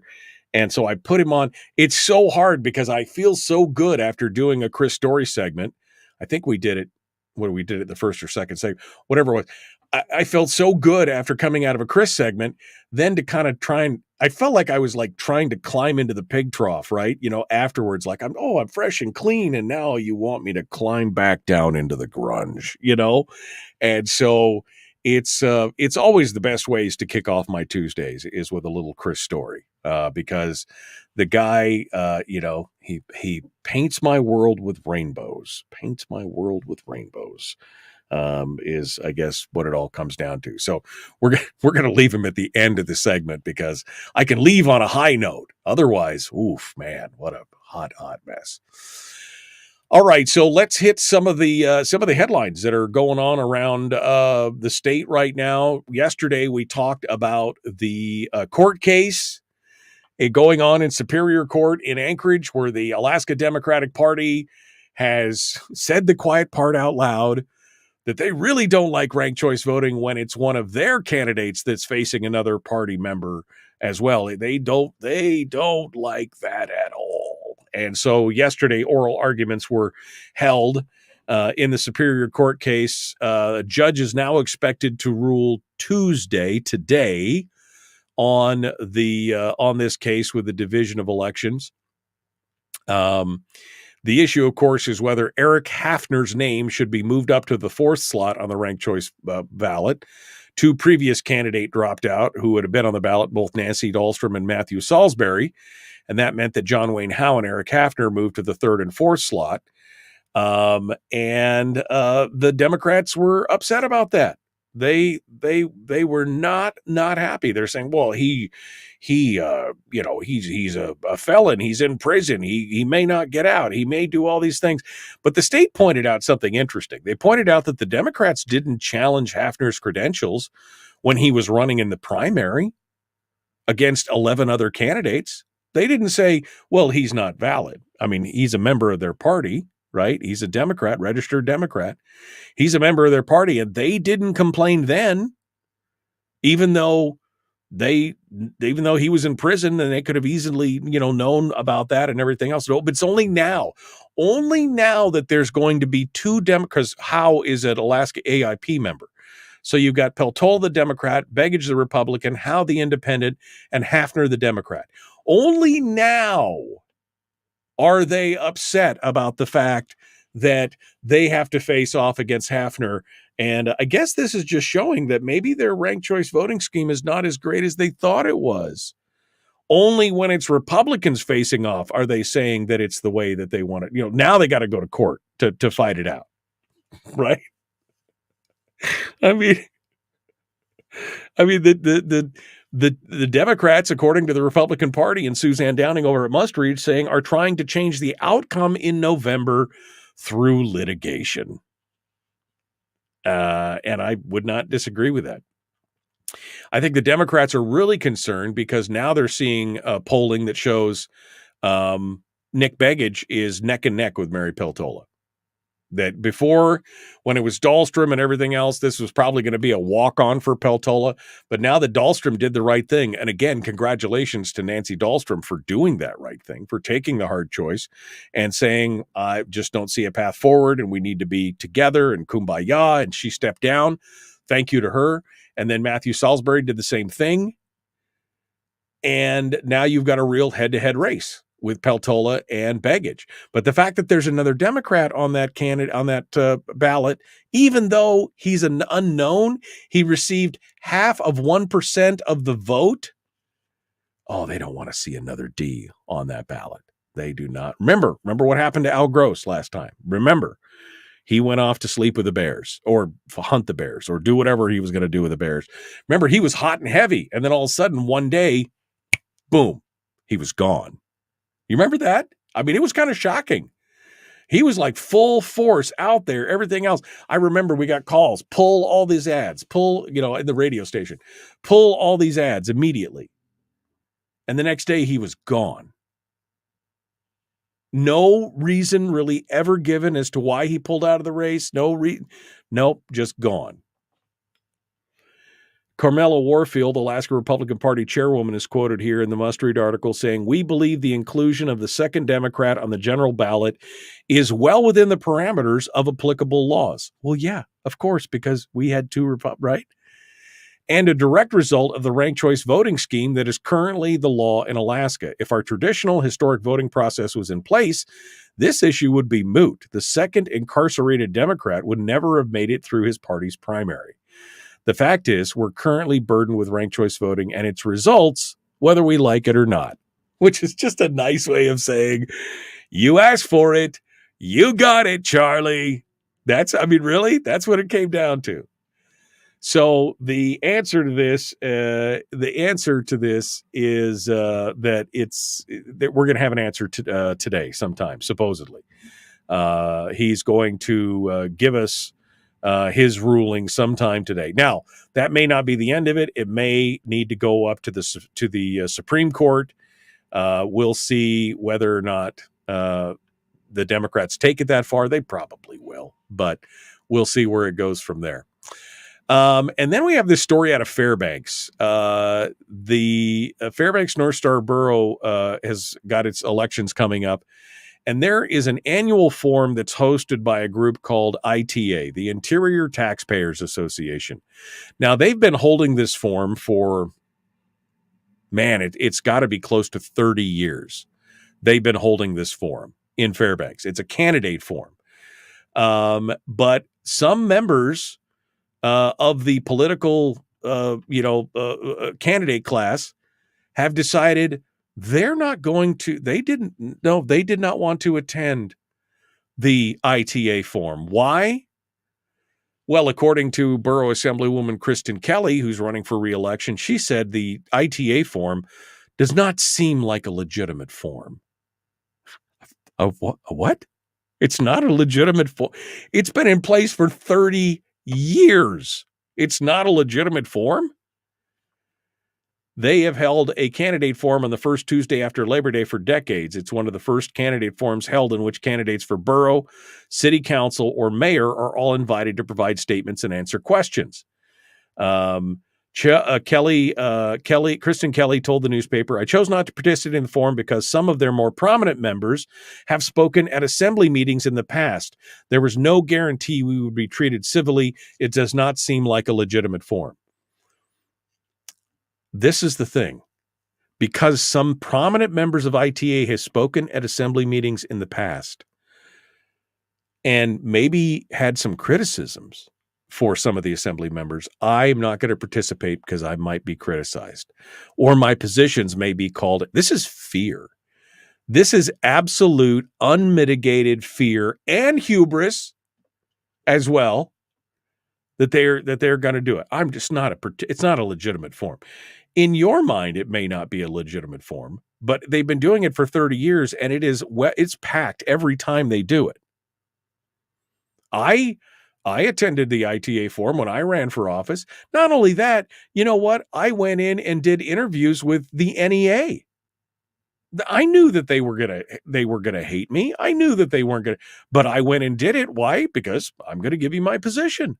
I'm not afraid. Are you afraid to stand behind your beliefs and where you stand?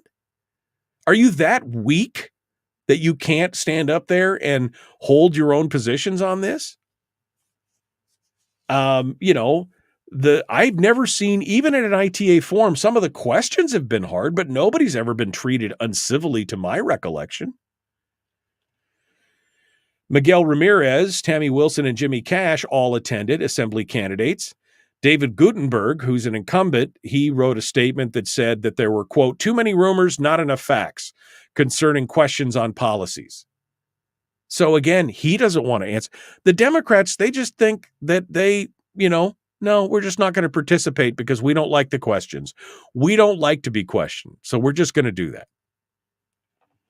Candidate Garrett Armstrong said he needed further clarifications to the questions rather than attending the forum to provide facts and dispel rumors or get additional information. He took a pass along with David Guttenberg, as well as mayoral candidate Grier Hopkins. He didn't attend as well. So they all gave it a pass, every one of them, because they don't want to face any hard questions. That's why they love the bully pulpit of the borough assembly chambers, because they don't have to answer anything. Oh, my feelings got hurt. Somebody said something mean to me. My feelings got hurt. I'm so sorry. Yeah, I'm sorry for you that your feelings got hurt. Suck it up, Buttercup. That is part of the job. All right, we got to go. Chris Story's going to come up. I'm a little mellower now, but we're going to get some positivity. Positivity. Chris Story up next. The Michael Luke Show, Common Sense Radio.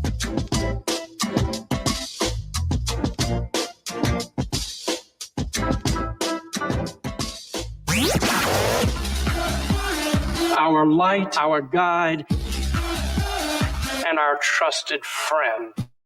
Michael Luke Show.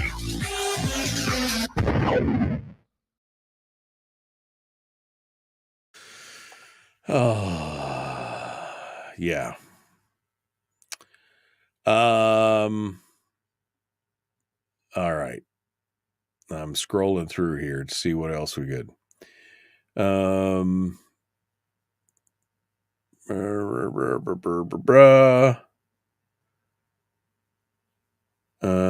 The Democrats are simply calling out the qualifications of the candidate he won't be able to serve. Yeah, it's amazing how they didn't call that out during the jungle primary part of it. It was only when he landed on the ballot that it became a crisis point for them. There you go. If you had a closed primary, you'd have legislators with 30% of the vote. How do you figure? Do the math for that on me.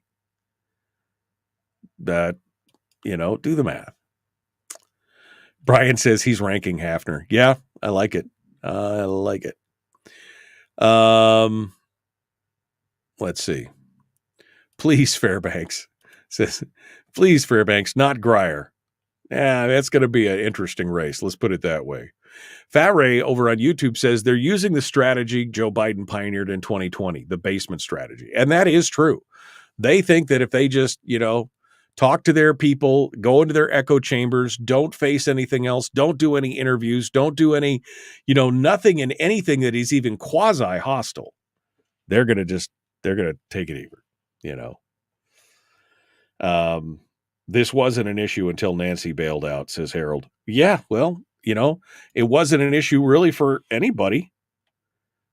It wasn't an issue for anybody, but now it's an issue for the Democrats because they have another D on the ballot, and that scares them. That scares them. We'll see what happens. Hello. Good morning. Is this thing on? I don't know. Is it working? What's going on? How are you, my friend? What's happening? Excellent. Fantastic. Another gorgeous morning here on top of the world in Homer. Which seems oxymoronic, but I get your point. I definitely get your point, my friend. Did you call moron? I said yes, no, yes.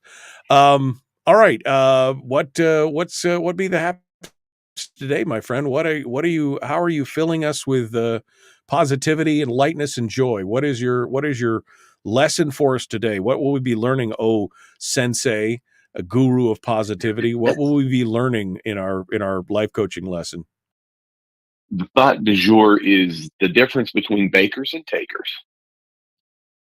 Did you say bakers? And takers. Difference between bakers and takers. Well, my difference is if you bake it, I will take it because I love me some baked goods. So, I mean, I've answered my own question there right now. I want a donut so bad right now. You have no idea. All right. Speaking of which, have you been to BB's in Homer? BB's Bakery? Yeah, I stopped by BB's when I was there last month for my birthday. And went by BB's for the first time, and cool little place, man. They've got some great stuff. Mm-hmm. And I had a blueberry fritter, and it was delicious.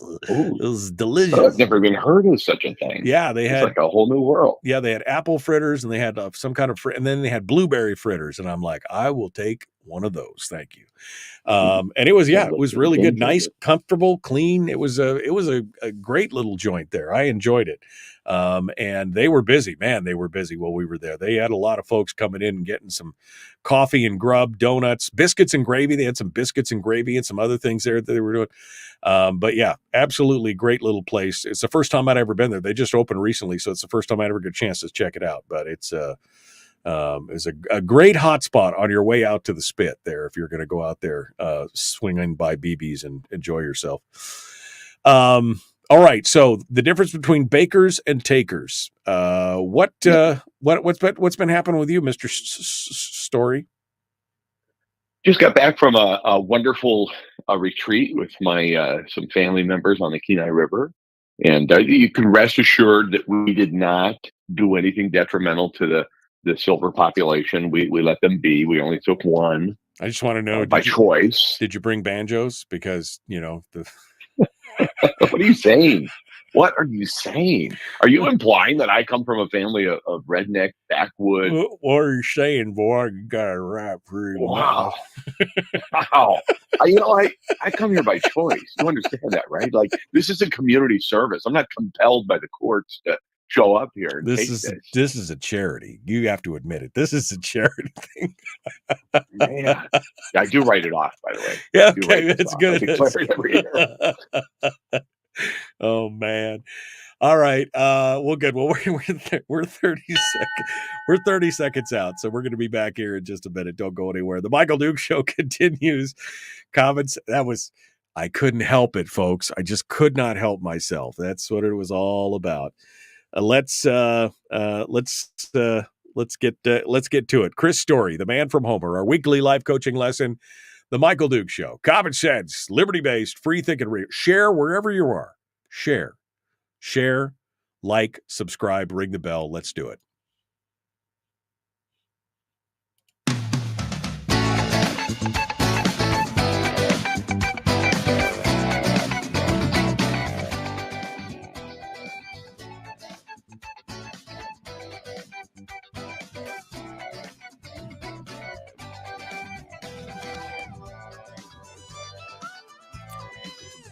Okay, you ready to go? Let's do this thing. Chris Story, the man from Homer. He's a realtor. He's a potter. He's a radio show host. He's a serial entrepreneur. He is a guru of positivity. And although you wouldn't know it from our conversation, sometimes he is my friend. Chris Story joins us this morning. I should have pulled out the dueling banjo song. Chris Story joins us to talk about, give us a life coaching lesson. Today's lesson, the difference between bakers and takers, which we were just saying that, man, I'll take some baked goods anytime. That's all I got to say. Good morning, sir. How are you? Go on top of the world here in Homer, Alaska, headquarters of all things possible and prosperous, as you well know. As I well know, absolutely. So give us the rundown here. I mean, immediately you said bakers, and I got hungry for donuts. But what are we talking about here? Give us our life coaching lesson for today. Guy Kawasaki, in his book Enchantment, has got a riff on bakers and eaters. And that's obvious. Okay, some people are baking, the other people are eating. Some people are creating new, some people are just consuming. But I took that idea just a little bit differently and said there are people that are baking, and then those that are baking new pie or creating something new that didn't exist before. And then those that are just taking a bigger slice of the pie than's already existed. And that's either one's okay. I don't think there's a connotation of negativity in being a taker as much as we might think. It's about, are you creating something that's never existed, which is risky, or are you playing it a little bit safer in an existing framework of life or mind or career or an entrepreneurial endeavor that's pretty safe and established, and you're just kind of taking a little bit larger slice of the pie. So having set that table, then the discussion comes to mind, is the American dream alive and well? So we're talking about pie. You can't not think about the American dream and apple pie, owning a home, 2.5 kids in that home, 2 cars in the driveway. This is often what is sold as the American dream. But the reality is the American dream really isn't a home, but the right to home ownership. It's not having the 2.5 kids. It's the ability to choose. Shall you have 1, none, or 13, like my friend's about to have his 13th child? In America, you get to choose what that looks like for you. Starting or buying a business, it could be something that is sort of risky to you. Somebody else who's got 3 or 4 businesses might go, oh, no, that's no big deal at all. This is not a lot of risk. Right. The risk is in creating something that's never existed. So both of these things can live simultaneous. But here's the question. Do you know what you want? Do you know where the goalpost is? What is a contented life for you? What is enough? I'm getting ready to interview somebody who's an expert in multifamily investing. He's world renowned in this topic, even though you've never heard his name. Doesn't matter. Darren Garnett, you maybe have never heard of it. Doesn't matter. He is an expert in his field and his channel. And he's going to be coming on my program, and we're going to be talking about what is enough. When does an investor know enough is enough? Do you know what you want in life? What will make you content? What will make you happy? Is it a number in the bank account? Is it a lifestyle? But you get to bake as big a pie as you want, financially speaking, or also from a familial standpoint. You can get to have as much family time. You get to have as much of a family as you choose in this life. But if you don't know what it is you want, then neither of these categories matter. So start figuring out, what is it that you want? And if it's not this job, let's say you're an employee and you really don't like the job.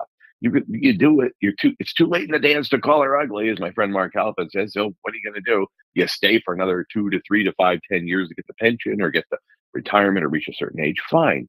But is there something you're passionate about? You could start on the side. And you could pick up a book called The $100 Startup by Chris Gillibo and go, maybe there is something here I can do on the side that would ignite some passion in my life.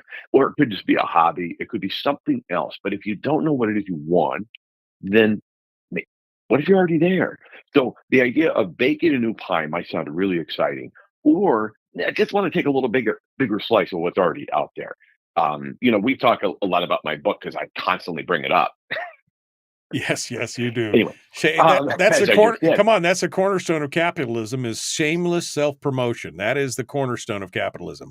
I would be disappointed in you if you didn't bring it up. Thank you. So owning 4 homes to create a fortune for you and a legacy for your family down the road, real estate's nothing new. Come on, people have been investing in real estate time immemorial, at least since the founding of America, when the average person could own property. Didn't have to be a feudal lord. The average person can own property now. So we've been talking about it for almost 250 years in this country. And so I didn't add anything new to that. What I did was just go, what about you? What if you'd like to become a millionaire? You've got a job, but you don't have a future fortune. You don't really have a path to a future fortune. You could own 4 rental properties and create that path for yourself. That was a little bit of baking a different kind of pie. Some might say, well, you were just taking a slice of an existing pie. Maybe. But I feel like it's a pretty contrarian idea to say that the average clerk at any store anywhere USA could own 4 homes and create a fortune for themselves. Yeah. No, I would agree. I would agree that that's something new and unique. It's a unique spin on an old idea. And sometimes that in and of itself is new enough to catch people's attention and catch their minds. It's a simplification of some of those, because a lot of times, look, I'm not the sharpest guy in the tool shed, but I think one of my you're supposed to disagree. One of my talents is to try and in what I think is one of my talents is being able to simplify things, to take a more of a complex idea and kind of simplify it and understand it better, break it down into its pieces. I feel like it's one of my strengths. And I think that's what you did here. You took something that was probably, you demystified it, right? You people are like, oh, well, I could never be a real estate mogul or a millionaire. And you're like, wait, it's easy as owning 3 homes, 4 homes. You're a millionaire, depending on where you live, right? You broke it down to its basic principles. And so while I think it's not a unique, the overall idea is not unique, the execution of it was definitely unique. That was baking the pie, so to speak. Exactly. And while we can agree that you aren't the sharpest, well, we'll disagree that you're not the sharpest tool, but we can agree that you are a tool nonetheless. Yes. So let's agree on that. Yes. Because I think we need to set the record very clear. Multi-tool. But at the same time, yes, exactly. But at the same time, that works for me in the readers of my book. By the way, the Michael Dukes version is set to be out on ACX any day, on Audible, I should say. Any day they're going to have approved it, and it's going to be available. So we'll come by next Tuesday when we speak again. It'll be available, and I'd love to give away some copies of the audiobook when we come back. Anyway, point is, you get to dream as big or little of a dream as you want in this country.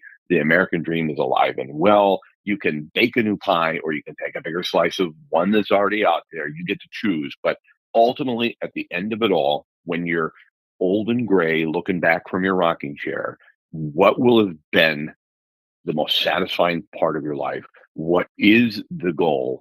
Have you written it down? Do you have an annual goal? Great. What about your life goal? What about at the end of 10, 20, or 30, or 40 years from now? What do you see? What do you want to have looked back on? And in whether it's that's just personal contentment and sitting around navel gazing, I'm talking about, what are you building is your family. What are you leaving behind? What thumbprint or fingerprint will you leave on the world? And could you have made a difference? You know that story about the kid throwing the starfish on a low tide back into the ocean, and the guy comes along and says, "My God, there's so many starfish here, kid. You can't possibly make a difference." Kid picks up a starfish, tosses it into the ocean, and goes, "Well, I made a difference to that one."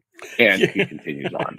And Right. you are the same. You know, the world needs what you've got. A great book. You don't even have to read it to just hear the concept. It's called 0 to 1 by Peter Thiel. And he was a co-founder of PayPal, early investor in Facebook and SpaceX, and good friend of Elon Musk, all that. All you need to know is the essence of what Peter Thiel is suggesting in his book. The world needs you.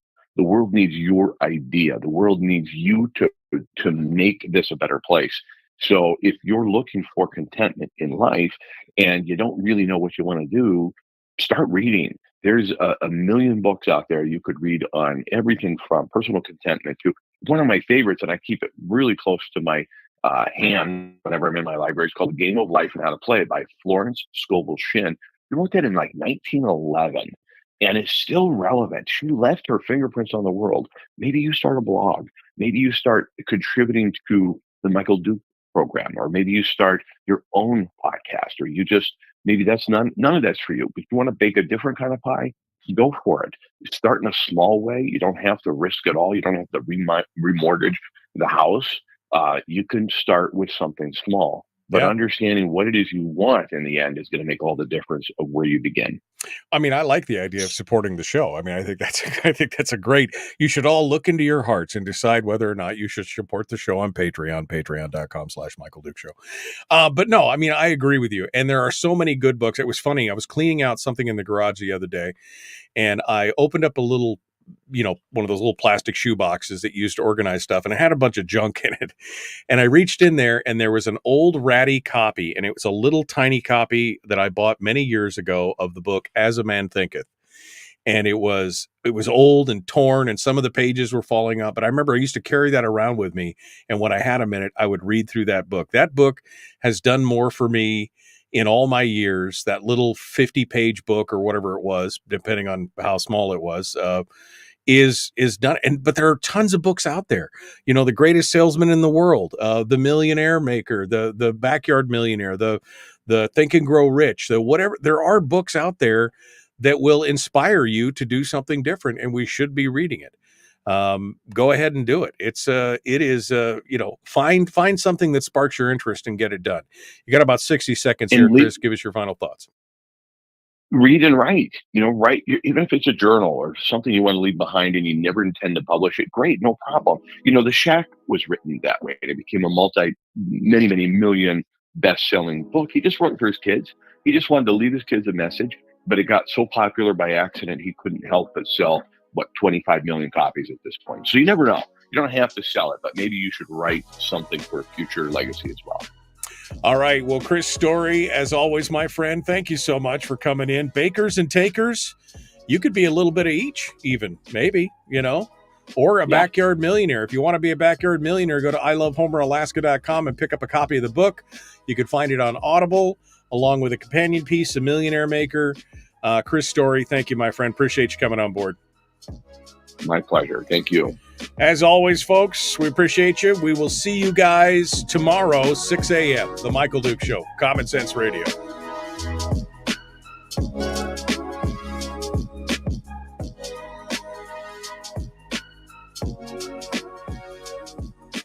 Okay. Well, that does it for us today.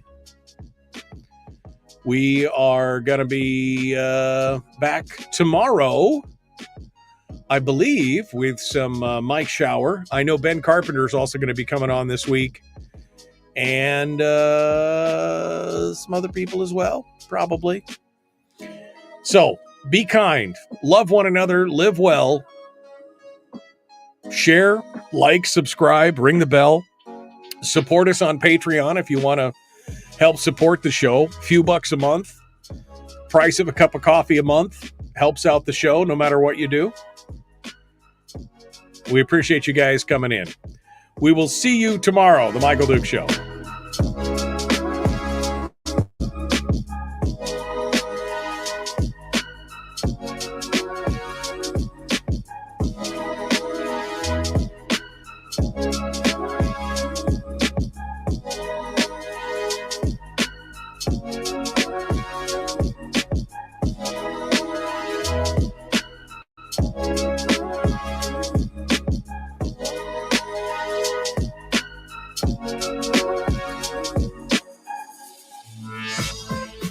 We've shed our terrestrial radio skin, and now we are slimy lizard internet people.